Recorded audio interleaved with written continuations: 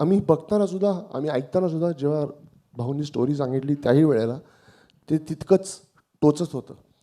कारण त्याच्यातली धार काय आहे ती आम्हाला माहिती आहे. सगळ्या आपल्या इतिहासप्रेमी महाराष्ट्रातले तर सगळ्याच लोकांना हे माहिती आहे आपण कसं पाहतो या गोष्टींकडे.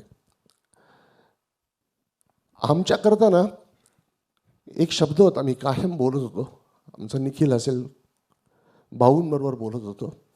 तो एक ऐकलेली ओळ आहे, कायम ऐकतो आपण, शिवरायांचे आठवावे रूप, शिवरायांचा आठवावा परतावा.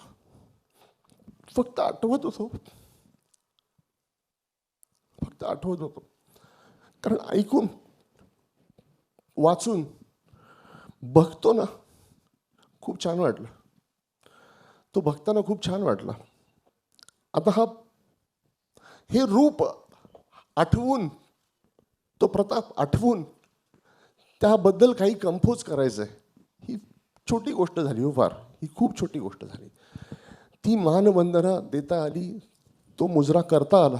आय थिंक आमच्या देवाने आम्हाला संगीतकार केलंच कारण आम्हाला हे करता यावं म्हणून. नंतर तसं आमच्याकडे काही नाही हो. आमच्याकडे फक्त या देवतेबद्दलची भक्ती आहे.